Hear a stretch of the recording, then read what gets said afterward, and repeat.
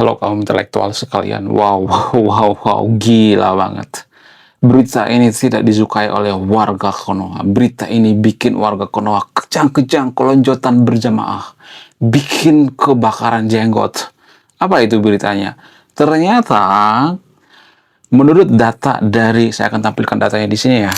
Jadi kalau mau komplain, jangan komplain ke saya. Kamu komplain sama yang bikin datanya. Menurut data dari militer Amerika, mengatakan ya, ternyata Iran itu diam-diam, pejabat Iran itu diam-diam mengakui kematian daripada Mojtaba Khamenei atau putra daripada Ayatollah Khamenei. Wow, wow, wow, wow. Gila banget. Nah, yang jadi pertanyaan, kenapa warga Konoha tidak mengakui? Kenapa warga Konoha itu masih berharap bahwa Mojtaba Khamenei ini masih hidup, sehat, walafiat? Apa alasannya? Apakah karena mereka kesel gitu? Jadi secara tidak langsung Iran itu sekarang dipimpin oleh kardus, guys. Jadi warga Konoha itu sangat suka ya dengan istilah diserupakan. Jadi pemimpin daripada Iran itu diserupakan dengan kardus ya, atau dipimpin oleh roh halus atau roh jahat gitu. Jadi kalau saya perhatikan ya, Iran itu sekarang sudah porak-poranda, mereka dipimpin oleh hantu, dipimpin oleh kardus, guys. Wow, luar biasa. Dan mereka masih banyak yang berharap bahwa Mojtaba Khamenei ini hidup, sementara sudah modiar, sudah mati, sudah meninggal dan sebagainya. Nah, yang jadi pertanyaan, kenapa sih warga Konoha itu susah banget gitu ya mengakui kematian daripada Mojtaba Khamenei ini? Sementara pejabat daripada Amerika, militer Amerika itu, mereka berpikir secara logis, nggak mungkin Mojtaba Khamenei ini hidup. Kalau dia hidup, masa nggak pernah dipoto gitu, kayak di video gitu, ya kan? Ya nggak sih? Kenapa tidak pernah muncul ke permukaan gitu? Apakah karena Mojtaba Khamenei ini sengaja diumpetin gitu ya, sengaja disembunyiin ya? Ya, jadi menurut keyakinan saya, Mojtaba Khamenei ini sengaja dipilih jadi pemimpin karena Iran itu sudah mulai porak-poranda, ketakutan, bahkan untuk menggantikan posisi Mojtaba Khamenei nggak ada yang berani, guys. Karena apa? Karena itu sama aja seperti menyerahkan diri ke penjagalan, menyerahkan kepala ke penjagalan. Itu saking berbahayanya, guys. Nah, yang jadi pertanyaan, apakah pemerintah Iran ini meniru strategi daripada Hama? Jadi kalau kita perhatikan, Hama itu sudah tidak memilih siapa pemimpinnya sekarang ini. Jadi ada semacam pemimpin bayangan. Nah, yang jadi pertanyaan, siapa pemimpin bayangan Iran sekarang ini? Ada satu pemimpin bayangan daripada Iran ini yang jarang dibongkar, guys. Dan ini sangat berpengaruh. Jadi kalau Iran sampai sekarang tidak menyatakan secara resmi menyerah, ternyata ada satu pimpinan bayangan yang diumpetin oleh Iran itu sendiri. Setelah kematian daripada Ali Larijani yang diduga tangan kanan daripada Mojtaba Khamenei, ada satu muncul sosok yang jadi pemimpin bayangan daripada Iran itu sendiri. Dan kalau saya bongkar ini, maka warga Konoha akan kejang-kejang keloncotan berjamaah. Mereka akan nangis darah ya, mereka akan terkencing-kencing gitu ya, seperti onta. Nah, yang jadi pertanyaan, siapa yang saya maksud? Yang saya maksud itu adalah, ternyata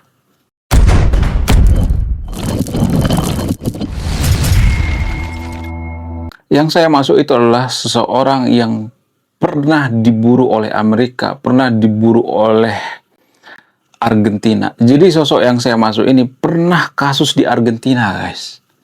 Membunuh puluhan orang Yahudi. Bahkan yang dibunuh itu masih kecil, guys, masih di bawah umur. Sehingga ini sangat mengerikan sekali ya, pimpinan daripada Iran sekarang ini. Ya, sudah bertahun-tahun jadi buronan Interpol. Dan sampai sekarang belum pernah diadili. Ngumpet mulu kerjanya ya. Dan ini seperti sosok yang sangat misterius gitu ya. Tidak tahu di mana jejaknya, dan ini yang diincar oleh Amerika sekarang ini. Kalau sosok ini sudah lenyap, sudah meninggal, maka Iran bisa dipastikan lumpuh total ya. Siapa yang saya maksud? pangkatnya bukan kaleng-kaleng guys, Brigadir Jenderal. Dan dia juga pernah mantan Menteri Pertahanan, ya, kemudian dekat dengan IRGC dan memulai karir di IRGC. Sosok yang saya maksud itu adalah Brigadir Ahmad. Wow, luar biasa. Wow, wow, wow. Ternyata yang diincar oleh Amerika sekarang ini adalah seorang berpangkat Brigadir Jenderal, Brigjen. Wow, gila banget. Nah, Brigadir Jenderal Ahmad ini sekarang menempati posisi Panglima daripada IRGC. Sebelumnya jabatan terakhirnya cukup menyeramkan guys. Apa itu jabatan terakhirnya? Jabatan terakhirnya itu adalah Wakil Ketua daripada Panglima IRGC atau Komandan IRGC. Jadi di Iran itu, kalau saya perhatikan itu sangat membingungkan ya sistem pemerintahannya. Di Konoha itu kalau kita perhatikan Panglima itu kan di bawah daripada presiden ya. Sementara di Iran itu Panglima itu di atas daripada presiden. Jadi presiden daripada Iran itu kayak cuma pajangan doang gitu ya. Cuman boneka doang gitu ya. Nggak berfungsi ya. Jadi presiden daripada Iran itu semacam propaganda daripada Iran itu sendiri, menunjukkan ke dunia bahwa mereka itu adalah negara republik gitu. Padahal Iran itu bukan negara republik. Ya, republik itu hanya topeng aja. Di dalamnya mereka itu negara agama, negara fasis. Mereka menyimpan yang namanya kebencian-kebencian gitu. Kenapa IRGC sampai sekarang ini masih bisa bersatu gitu, solid gitu? Apa alasannya? Karena mereka punya musuh yang sama. Siapa itu? Israel. Siapa itu? Yahudi. Dari mana mereka membenci Yahudi? Apa asal muasalnya? Jadi ini pembahasan yang sangat panjang ya, tapi saya akan jelaskan secara singkat ya. Jadi kalau kita berpikir secara rasional, kok bisa Iran itu segitu bencinya dengan Yahudi, sebegitu bencinya dengan Israel? Padahal Israel tidak pernah menjajah Iran, Yahudi tidak pernah menjajah Iran ya. Bahkan warga Konoha juga ikut-ikutan gitu, membenci Yahudi, membenci Israel. Padahal Israel tidak pernah menjajah Konoha, ya, tidak pernah datang ke Konoha, punya teman orang Yahudi juga enggak gitu. Tapi bencinya itu luar biasa gitu. Kenapa bisa seperti itu? Apa alasannya? Ada berbagai spekulasi ya. Spekulasi pertama itu karena dulu Nabi kesayangan daripada orang Iran dan warga Konoha dulu tidak diakui kenabiannya. Nah, pada saat itu ada stereotip yang mengatakan bahwa orang Yahudi itu keras kepala gitu ya, karena tidak diterima Nabi kesayangan daripada warga Konoha gitu. Kalau Nabi kesayangan daripada warga Konoha ini diterima jadi Nabi, maka orang-orang Yahudi itu pasti akan disayang gitu, nggak akan ada permusuhan. Itu spekulasi pertama ya. Nah, yang jadi pertanyaan, kenapa orang Yahudi itu tidak menerima nabinya warga Konoha itu sebagai nabi yang sah gitu? Apa alasannya? Jadi gini guys, dari dulu orang Yahudi itu adalah pemikir ya. Jadi kita harus melihat dari perspektif antropologi ya. Secara antropologi orang Yahudi itu pemikir. Bahkan Yesus sekalipun tidak diterima jadi Mesias. Orang Yahudi sampai sekarang masih menunggu kedatangan daripada Mesias. Yesus tidak diakui sebagai Mesias. Makanya warga Konoha itu sering ngejek-ngejek Oten yang ada di Konoha.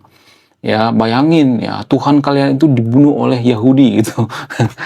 Jadi maksudnya Yesus disalibkan orang Yahudi gitu. Warga Konoha tuh sering ngejek-ngejek seperti itu ya. Nah, ya jadi pertanyaan, kenapa nabi kesayangan daripada warga Konoha itu atau nabi kesayangan daripada orang Iran itu tidak diterima di zaman dulu gitu? Apa alasannya? Belum kita lanjut. Jadi guys, kemarin ada yang nanya, lu apa sih kontribusinya bagi negara ini? Lu cuma ngebacot doang, gak ada kontribusi. Nah, kontribusi saya ini guys ya, saya nulis buku. Riset saya ini bertahun-tahun guys, kurang lebih 5 tahun. Jadi biaya yang saya keluarkan untuk riset buku ini puluhan juta. Namun, saya jual buku ini di bawah 100.000. Gambaran daripada buku ini tentang sisi gelap daripada pemuka agama yang ada di Konoha. Bercerita tentang culture, sisi-sisi gelap politisi, ya, dan lain sebagainya. Ya, alasan yang paling masuk akal itu karena orang Yahudi itu berpikirnya logis. Sama seperti Yesus misalnya. Kenapa Yesus nggak diterima sebagai Mesias? Kenapa Yesus tidak diterima sebagai juru selamat orang Yahudi itu sendiri? Alasannya itu cukup logis. Apa itu? Kalau Yesus itu adalah seorang Mesias, maka kenapa dia lahir di kandang domba? Itu pertanyaan daripada orang Yahudi. Kalau dari sudut pandang sebagian orang menganggap bahwa orang Yahudi itu kok julid banget ya, kok keras kepala banget ya, kok membenci Yesus ya, ada yang berpikiran seperti itu. Tapi kalau kita berpikir secara rasional, karena orang Yahudi itu kan berpikir logis ya, makanya banyak penemu dari orang Yahudi, maka banyak ilmuwan dari orang Yahudi. Kita harus mengetahui itu ya, kita harus mengakui itu maksudnya. Jadi jangan melihat Yahudi itu berdasarkan kacamata kebencian, jangan seperti itu ya. Jadi kita sebagai kaum intelektual, kaum akademisi nggak boleh terlalu membenci ya. Kalau kita terlalu membenci, kita tidak akan dapat berpikir rasional, kita tidak dapat ilmunya gitu ya. Jadi itulah alasannya kenapa Yesus itu tidak diterima sebagai juru selamat ataupun Mesias. Ya karena apa? Karena alasan cukup sederhana. Kalau Yesus itu anak raja, Mesias, kenapa lahirnya di kandang domba? Harusnya lahirnya itu di daerah kerajaan gitu ya, lahir dari rahim seorang ratu gitu ya, atau raja gitu.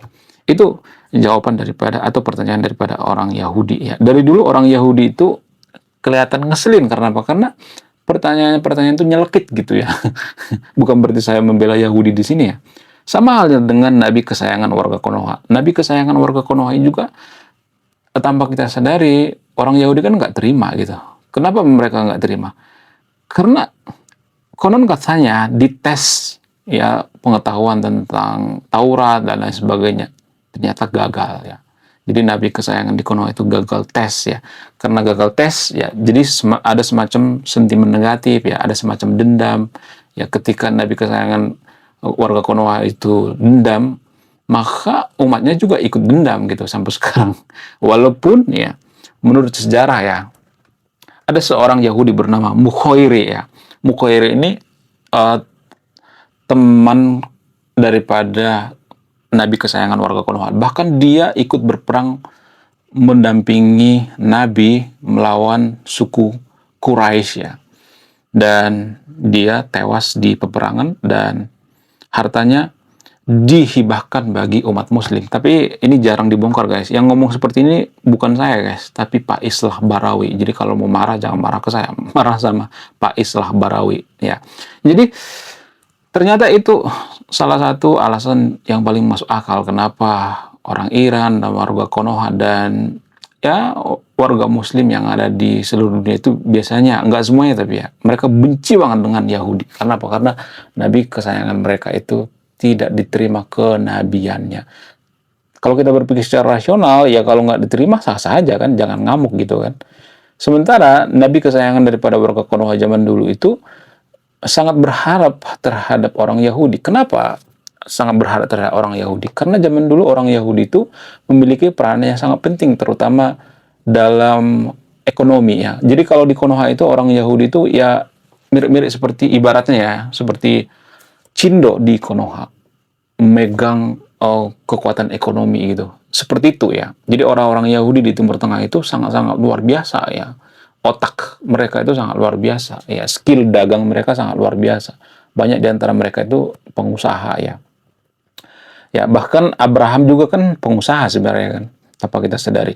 Kemudian selain itu apalagi yang mempengaruhi? Ada spekulasi juga yang mengatakan bahwa ternyata yang meracuni Nabi kesayangan daripada warga Konoha dan warga Iran itu adalah orang Yahudi, seorang wanita Yahudi. Nah, ketika Nabi diracuni, yang meracuni siapa? Orang Yahudi. Jadi lagi-lagi orang Yahudi ini dibenci gitu ya. Awalnya tidak diterima kenabiannya, ya kemudian diracuni oleh orang Yahudi, maka bertambah kesel gitu ya. Warga Konoha tambah kesel, warga Iran juga tambah kesel. Makanya mereka itu dendam berkarat gitu. Tapi kalau kita berpikir secara rasional gitu ya, kalau misalnya ada nabi gitu ya, diracuni oleh orang Yahudi gitu ya, ada seorang wanita Yahudi meracuni nabi misalnya. Nah yang jadi pertanyaan, kalau kita berpikir secara logis ya, walaupun warga Konoha itu susah banget berpikir secara logis ya, tapi kalau kita berpikir secara logis itu, masa iya seorang nabi itu tidak tahu di makanannya itu ada racun? ya kan? Nabi itu kan punya kemampuan khusus ya. Nah, kalau Nabi itu punya kemampuan khusus, kenapa tidak mengetahui ada racun di makanannya? Harusnya kan Tuhan berbisik ya. Karena Tuhan itu kan sering menurunkan wahyu gitu. Kenapa pada saat makan itu Tuhan tidak melindungi Nabi gitu? Kalau misalnya mengatakan, lu mah sok-sokan ya, ilmu masih cetek gitu. Warga Konoha kan gitu ya, kalau mempertanyakan sesuatu. Ngaji dulu sana ya, sok tahu lu. Pasti banyak nanti yang ngomong seperti itu. Guys, saya cuma penasaran gitu ya, bertanya gitu. Mungkin saya akan dicap anti-anti Yahudi ya, karena saya tuh ya agak mirip seperti karakter orang Yahudi gitu, suka bertanya. Orang Yahudi kan suka bertanya. Jadi orang Yahudi juga seperti itu. Jadi si wanita, kalau katanya si wanita yang meracuni Nabi kesayangan daripada warga Konoha dan orang Iran itu sendiri, ternyata si wanita itu juga penasaran. Kalau dia Nabi, pasti tahu di makanan itu ada racun gitu. Sementara pada faktanya Nabi kesayangan daripada warga Konoha itu tidak mengetahui di daging itu ada racun. Kalau nggak salah tuh daging kambing ya, paha bawah daging kambing kalau nggak salah ya. Makanan kesayangan daripada Nabi warga Konoha. Jadi kalau kita berpikir secara logis, masa iya Nabi nggak mengetahui ada racun di makanannya? Harusnya ini dong ya, kalau dapat wahyu dari Tuhan gitu ya, dari malaikat, harusnya dibisikin dong ya.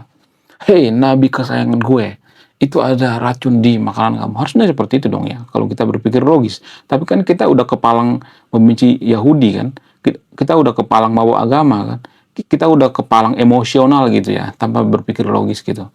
Ya, karena berpikir logis itu sangat mahal di Konoha. Ya, terbukti orang Yahudi itu suka bertanya, penasaran, ya terbukti mereka menguasai Piala Nobel guys, 20% ya. Padahal populasi mereka itu sangat sedikit ya dibandingkan warga Konoha. Sementara warga Konoha ada 250 juta lebih ya penduduk Konoha, satu pun ya, jangankan satu. Ya, separuh pun nggak ada yang memenangkan Piala Nobel.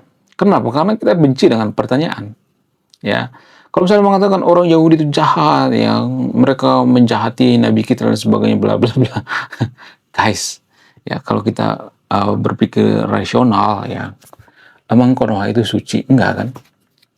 Emang Konoha itu nggak punya dosa gitu? Enggak kan? Emang kita nggak punya sejarah kelam? Berkali-kali saya mengatakan bahwa Konoha itu penjajah di buku sejarah Timor Leste tanpa kita sadari ya. Itu artinya bahwa kita juga punya sejarah kelam, ya. Jadi jangan merasa paling suci gitu ya. Cuman masalahnya, kenapa warga Konoha itu membenci Yahudi? Ya? Kenapa orang Iran itu pengen menghapuskan Israel dari peta bumi gitu? Apa alasannya? Karena dalam kitab suci itu kejadian itu dituliskan. Ya harusnya kan kebencian itu kan nggak boleh dituliskan. Sama seperti misalnya kita punya masalah nih ya, saya punya masalah nih ya, katakanlah saya nabi misalnya. Saya punya masalah pribadi terhadap suku lain misalnya. Ya itu kan masalah pribadi gue gitu. Kenapa harus ditulis di kitab suci ya kan? Jangan tulis di kitab suci dong ya kan? Harusnya seperti itu kan. Cuma permasalahannya ya di kitab suci itu ditulis kebencian gitu ya. Kemudian ayat-ayat perang dan sebagainya. Apa-apaan coba kayak gitu. Pantesan ya di Konoha itu banyak orang yang radikal. Ya dari situ kan asal muasalnya kan. Kalau misalnya mengatakan, oh itu kan konteks perang, oh itu kan kondisi lagi perang. Guys, emang AQ78 itu ngerti kondisi perang? Nggak ngerti guys. Ya orang kita buang sampah pada tempatnya juga nggak bisa. Warga Konoha itu nggak bisa membedakan mana makan pakai sendok dan makan sendok. Nggak bisa. Boro-boro bicara tentang kontekstual. Ya itu akibatnya kalau warga Konoha itu yang AG78 itu dikasih ayat-ayat yang kontradiktif atau ayat-ayat permusuhan, itu sangat-sangat mempengaruhi kemajuan bangsa kita. Di mana kita mau maju coba? Kalau di Konoha itu banyak orang yang radikal. Ada sekitar 33 juta orang yang radikal di Konoha. Asal muasalnya dari mana? Ya dari ajaran dong, dari kitab suci dong. Dari mana lagi coba? Yang benar aja ya. Nah, yang jadi pertanyaan selanjutnya, kenapa warga Konoha itu terperdaya gitu ya? Padahal kan dulu nenek moyang kita itu kan mengajarkan berbudi pekerti luhur gitu ya. ajaran Hindu Buddha itu mengajarkan tentang kebaikan-kebaikan gitu, jarang mengajarkan tentang permusuhan. Bahkan ya ajaran Hindu Buddha itu mengantarkan Sriwijaya menguasai peradaban maritim di Asia, guys. Wow, luar biasa. Wow, wow, wow. Ini jarang dibongkar. Dan Sriwijaya sampai bisa menguasai Temasek, bisa menguasai Singapura, sampai ke Kamboja, ke Champa, dan lain sebagainya. Kenapa bisa seperti itu? Apa artinya? Alasannya? Apakah dipengaruhi kitab suci? Sangat. Karena kitab suci ajaran Hindu Buddha itu mengajarkan kebaikan. Ada juga sebenarnya kisah-kisah perang seperti kisah Ramayana, tapi itu tidak terlalu diekspos gitu ya. Ada sebenarnya ya, tapi tidak terlalu diekspos, dan para pemuka-pemuka agama Hindu Buddha itu jarang ngebahas itu ya. Sementara di Konoha itu banyak ya yang bahas tentang ayat-ayat berjihad lah, ayat-ayat perang lah. Itu yang jadi permasalahan. Nah, yang jadi pertanyaan, kenapa dulu raja-raja di Nusantara itu terperdaya gitu ya? Mereka tidak meneliti kitab suci agama mayoritas di Konoha sebelum diterima jadi agama mayoritas gitu. Harusnya kan diteliti dulu ya. Apakah ada banyak ranjau-ranjaunya? Apakah banyak ayat-ayat terlarang di sana? Harusnya kan diteliti dulu ya. Karena itu kan mempengaruhi kemajuan suatu bangsa. Ya, bangsa kita itu dipengaruhi oleh kitab suci, guys. Jangan salah. Kenapa? Karena banyak keputusan kita sehari-hari dipengaruhi oleh agama. Pola pikir kita itu banyak dipengaruhi oleh agama, guys. Jadi kita sudah kepalang menjadikan agama maksa jadi agama mayoritas di Konoha. Apa sih agama maksa, agama mayoritas di Konoha? Ya, itu agama maksa. Kenapa disebut agama maksa? Yang ngarang agama maksa itu saya sendiri, guys. Karena maksa banget gitu, maksa agama yang paling sempurna, yang paling wow, yang paling luar biasa, yang nggak punya celah dan lain sebagainya. Padahal sedikit-sedikit konflik ya, di India konflik, di Myanmar konflik ya, di Amerika konflik, di Konoha konflik, sama ateis sekalipun konflik, sama orang yang tidak beragama sekalipun konflik. Jadi konflik itu semacam ibadah gitu ya bagi agama maksa gitu. Menurut kalian gimana? Apakah kalian sadar bahwa agama itu mempengaruhi kemajuan suatu bangsa, atau masih belum gitu? Jadi guys, tolong ya, saya minta tolong banget. Saya tidak ngajak yang nonton video untuk pindah agama ya, tapi kita harus kembali ke filosofi, bukan ajaran ya, filosofi leluhur kita. Dan ini juga sudah saya tulis di dalam buku saya dengan teknik storytelling. Filosofi leluhur kita itu sangat-sangat luar biasa, yaitu berbudi pekerti luhur. Berbudi pekerti luhur itu artinya jujur, sopan, bertanggung jawab, ya, tidak suka bohong, dan tidak membenci. Ya, harusnya agama itu tidak menyimpan kebencian-kebencian ya, seperti warga Konoha.